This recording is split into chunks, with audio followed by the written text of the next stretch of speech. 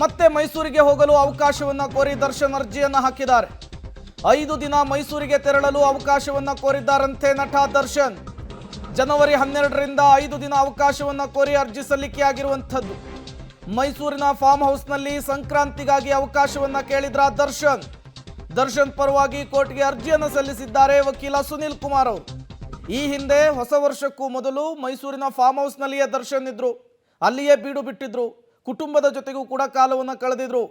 ಅದಾದ ಮೇಲೆ ಅವರು ಕುಂಟುತ್ತಾ ಓಡಾಡುವಂತಹ ದೃಶ್ಯಗಳು ಅದೆಲ್ಲ ಸಿಕ್ಕಾಪಟ್ಟೆ ವೈರಲ್ ಆಯಿತು. ಅವರ ಗೇಟ್ಗಳಿಗೆಲ್ಲ ಕವರ್ ಹಾಕುವಂತಹ ಕೆಲಸ ಆಯಿತು.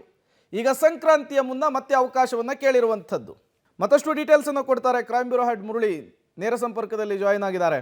ಮುರಳಿ, ಇವತ್ತು ದರ್ಶನ್ ಮತ್ತು ಪವಿತ್ರ ಮುಖಾಮುಖಿಯಾದಂತಹ ಸಂದರ್ಭದಲ್ಲಿ ನ್ಯಾಯಾಲಯದಲ್ಲಿ ಏನೆಲ್ಲ ಬೆಳವಣಿಗೆಗಳಾಯಿತು ಅನ್ನೋದು ಒಂದು ಕಡೆ, ಮತ್ತೊಂದು ಕಡೆ ಈಗ ಮತ್ತೆ ಮೈಸೂರಿಗೆ ಹೋಗಲಿಕ್ಕೆ ಅವಕಾಶವನ್ನ ಕೇಳಿದಾರಂತೆ ದರ್ಶನ್. ಆ ವಿಚಾರಕ್ಕೆ ಸಂಬಂಧಪಟ್ಟಂತೆ ಏನೆಲ್ಲ ಬೆಳವಣಿಗೆಗಳಾಗ್ತಾ ಇದೆ ಅಂತ ಹೇಳಿ ಮುರಳಿ.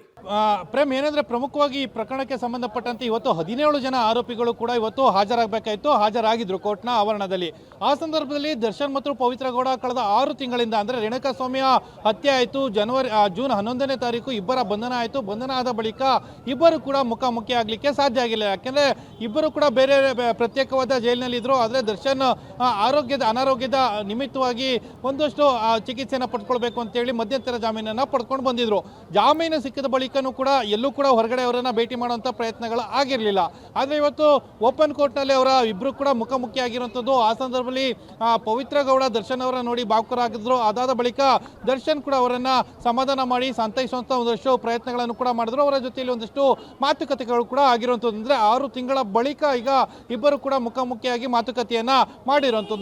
ಅದಾದ ಬಳಿಕ ಪವಿತ್ರ ಗೌಡ ಮತ್ತು ದರ್ಶನ್ ಇಬ್ಬರು ಕೂಡ ಒಂದಷ್ಟು ಅರ್ಜಿಯನ್ನು ಸಲ್ಲಿಕೆಯನ್ನು ಮಾಡಿದ್ದಾರೆ. ಅದು ರಾಜ್ಯದಿಂದ ಹೊರಗಡೆ ಹೋಗಲಿಕ್ಕೆ ಪವಿತ್ರ ಗೌಡ ಒಂದು ಅರ್ಜಿಯನ್ನು ಸಲ್ಲಿಕೆ ಮಾಡಿದ್ರು. 1 ತಿಂಗಳ ಕಾಲಾವಕಾಶ ಬೇಕು ಅಂತೇಳಿ ಅರ್ಜಿಯನ್ನು ಸಲ್ಲಿಕೆ ಮಾಡಿದರೆ, ಇನ್ನು ದರ್ಶನ್ ಅವರು ಮೈಸೂರಿಗೆ ಹೋಗಬೇಕು ಅಂದರೆ ಜನವರಿ 12ನೇ ತಾರೀಕಿನಿಂದ 17ನೇ ತಾರೀಕಿನ ತನಕ ಮೈಸೂರಿಗೆ ತೆರಳಬೇಕು, ಅದಕ್ಕೆ ಕಾಲಾವಕಾಶನ ಮಾಡಿಕೊಡ್ಬೇಕು ಅಂತೇಳಿ ಮನವಿಯನ್ನು ಮಾಡ್ಕೊಂಡಿದ್ದಾರೆ.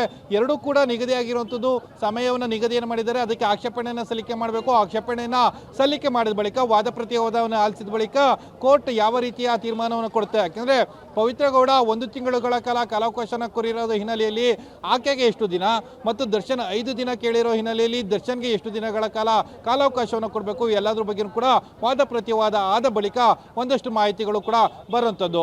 ಪ್ರೇಮ್.